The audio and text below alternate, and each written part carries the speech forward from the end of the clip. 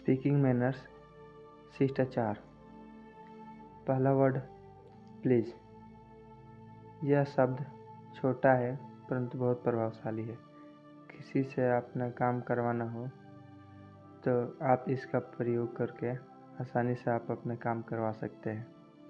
जैसे please attend to me, कृपया मेरी तरफ ध्यान दें। प्लीज़ लिसन टू मी, कृपया मेरी बात सुनें। प्लीज़ बी सीटेड, कृपया बैठ जाएं।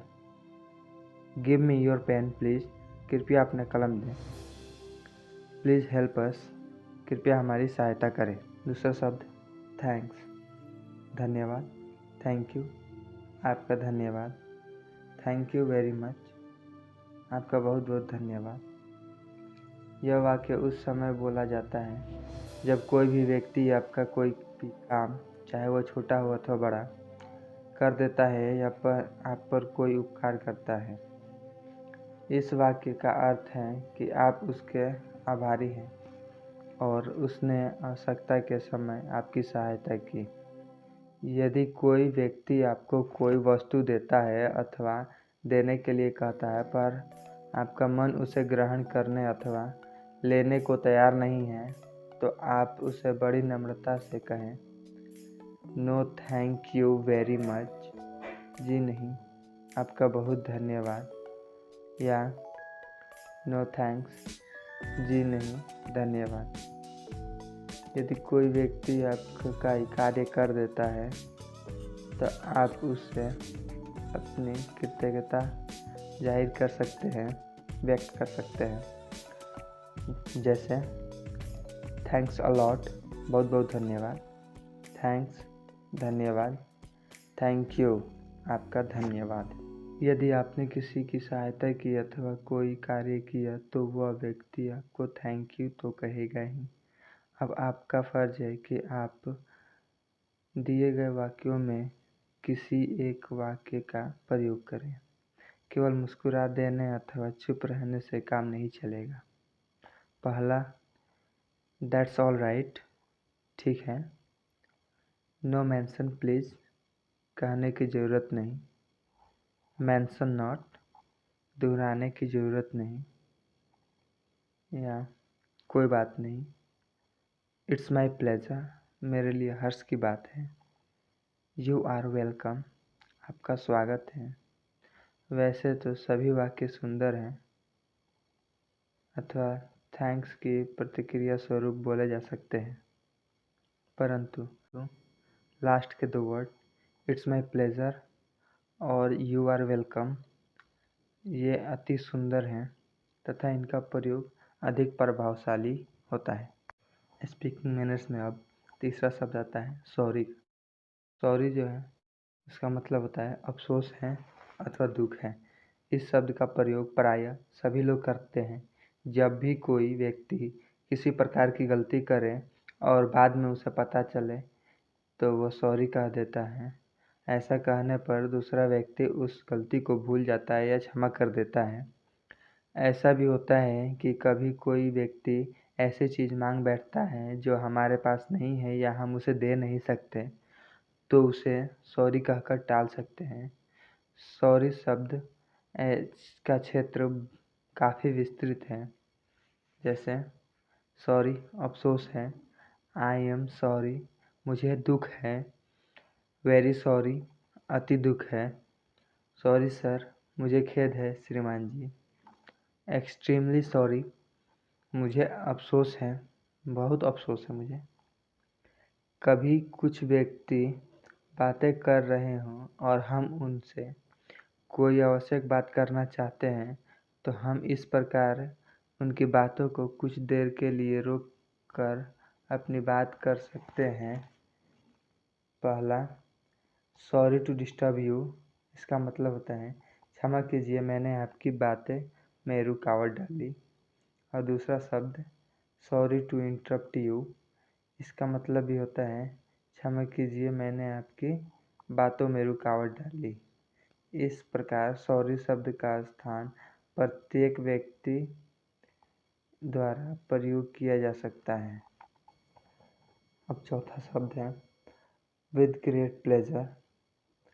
बड़ी खुशी से यदि कोई व्यक्ति आपसे किसी बात की आज्ञा चाहता है तथा आप देने को तैयार हैं तो यस अर्थात हाँ कहने की अपेक्षा यदि आप विद ग्रेट प्लेजर कहें तो अधिक अच्छा होगा। उदाहरण के लिए यदि आपकी साइकिल या स्कूटर कोई मांगता है और आप उसे देना चाहते हैं तो आप कहिए प्रसन्नता से ले जाइए अर्थात विद ग्रेट प्लेजर।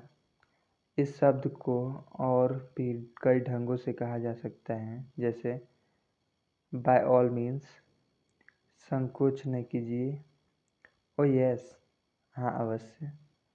कई बार हम सर्टेनली अवश्य शब्द का भी प्रयोग कर देते हैं। स्पीकिंग मैनर्स में अब पांचवा शब्द की बारी है वेलकम। इसका मतलब होता है स्वागत। जब कोई सगा संबंधी या परिचित या मित्र आपके घर या कार्यालय या दुकान पर आता है तो आप गर्मजोशी से कहते हैं आइए आइए, आपने बड़ी कृपा की जो यहाँ पर आए। ऐसा कहकर आप दो चीज़ें बदलना चाहते हैं। पहली बात तो यह कि उसके आने से आपको बड़ी प्रसन्नता हुई, दूसरी यह कि आप उसका स्वागत करने को तैयार हैं। इस स्वागत को अंग्रेजी में कई प्रकार से व्यक्त किया जा सकता है, जैसे पहला वेलकम सर, श्रीमान जी आपका स्वागत है। वेलकम पधारिए। मोस्ट वेलकम अति स्वागतम।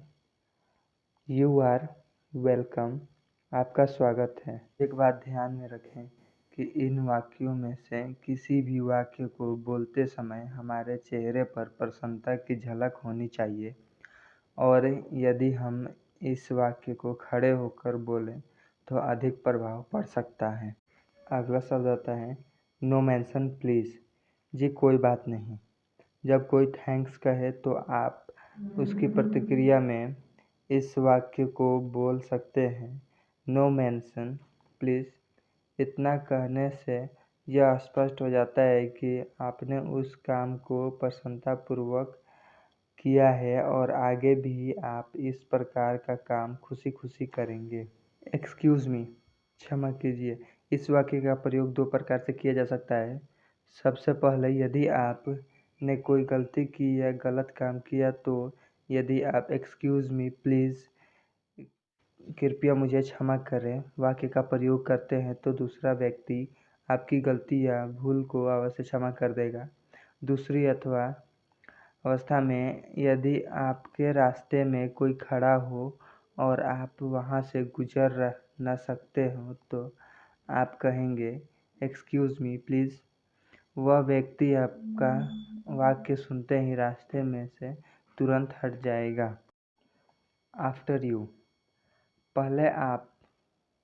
कभी ऐसा भी होता है कि दो व्यक्ति इकट्ठे किसी बस या रेल या कमरे में प्रवेश करना चाहते हों। उस समय सभी व्यक्ति सदा यही चाहेगा कि उसका साथी पहले जाए और वह बाद में, इसलिए वह इस वाक्य का प्रयोग करेगा। लास्ट शब्द काइंडली, कृपया। जब हम किसी व्यक्ति से कोई चीज़ मांगते हैं या उससे कोई काम करवाना चाहते हैं तो काइंडली का प्रयोग कर सकते हैं। उदाहरण के लिए, कृपया मुझे अपना कलम तो देना। Kindly give your pen to me. इसी प्रकार कृपया इस कुर्सी को बाहर रख दो। Kindly take this chair out. यदि कोई व्यक्ति आपकी सहायता करता है या आप पर कोई मेहरबानी करता है तो आप कह सकते हैं you are very kind to me. आप मेरे पर बड़े दयालु हैं।